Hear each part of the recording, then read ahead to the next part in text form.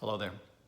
My name is Martin Walker, and this is the first in a series of videos in which I hope to bring some thought and some focus to a question that is a very big question and which has been on people's minds for thousands of years, which is, what is the meaning of our existence?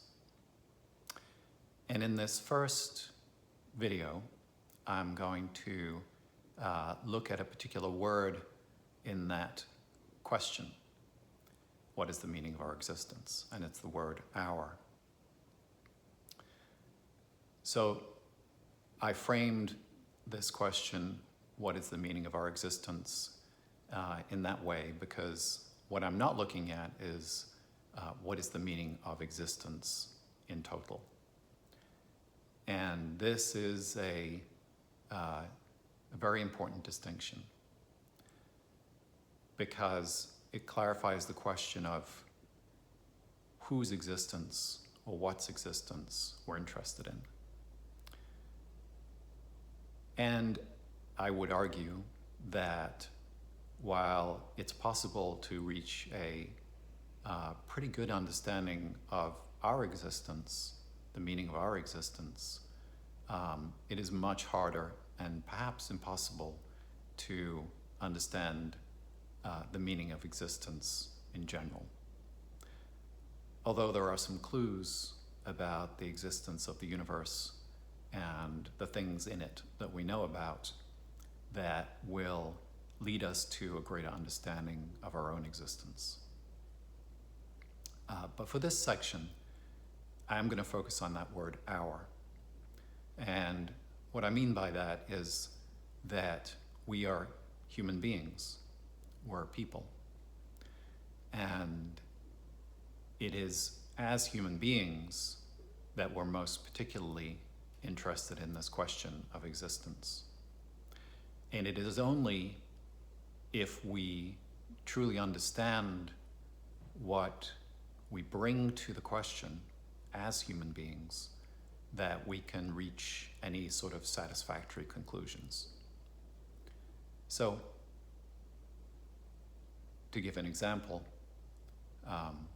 we may look at a dog, or a frog, or a mosquito, or a rock, and try to consider the question of what is the meaning of existence for this dog? We can only look at it from the outside. We can't look at it from the inside. And our answers are going to be perhaps of interest to us if we reach conclusions, but they're not going to be really pertinent to us, or as pertinent to us as the question of what it means to be a human being. The range of experience as a human being is very, very different from the range of experience of a dog or a frog or a mosquito, and certainly of a rock for most people. So, to look at this another way, we have to really consider what it means to be a human being in the universe, and what kinds of sort of filters and constraints do we bring in our essence as people to the question of the meaning of our existence.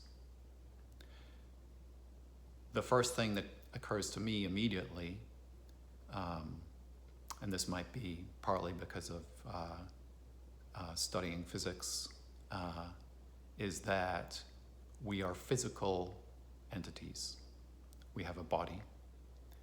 The body is made up of molecules. These molecules are bonded together. If I put my fingers to my hand, there's resistance. If we bang up against something, we feel it.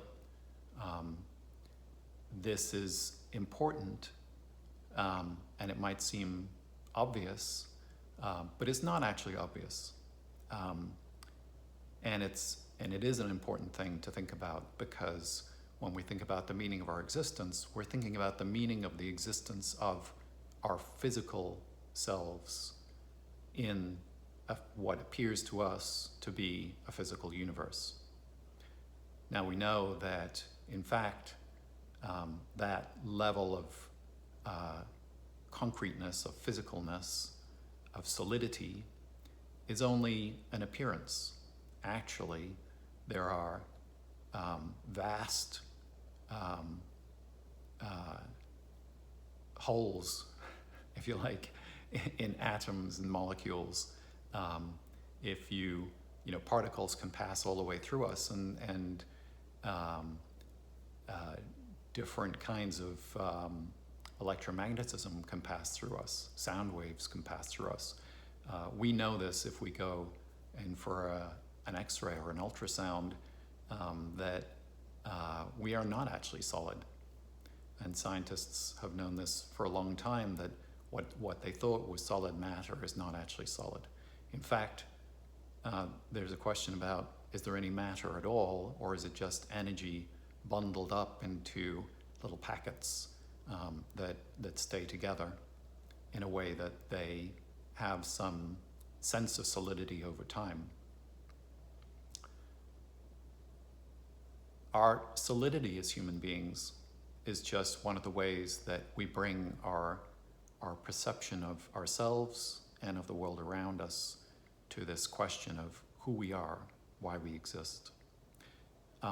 There are other very important filters or ways of being in the world that we also bring to it.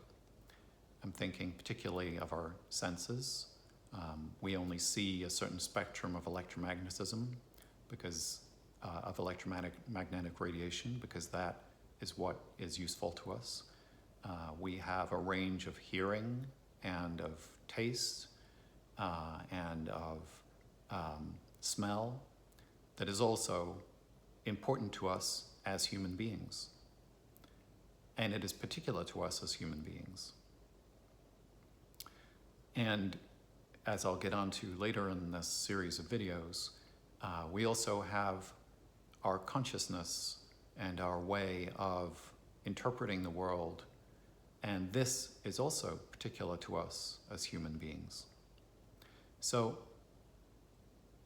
the idea that when we're thinking about the meaning of existence, we're thinking about the meaning of our existence as human beings is an enormously powerful and clarifying way of looking at things. And what I mean by that is that it allows us to know that when we're searching for more idea of the meaning of our existence, we can do it from our experience. We can do it from witnessing ourselves in the greater context of the universe. And that we don't need to look for mechanisms or forces that are outside of ourselves necessarily in order to understand the meaning of our existence. As I'll point out in later episodes, it is important for us to understand the broader context and how we exist within that. The other reason that it's useful to think of this as our existence and its the context for our existence is who we are, is that it is enormously simplifying.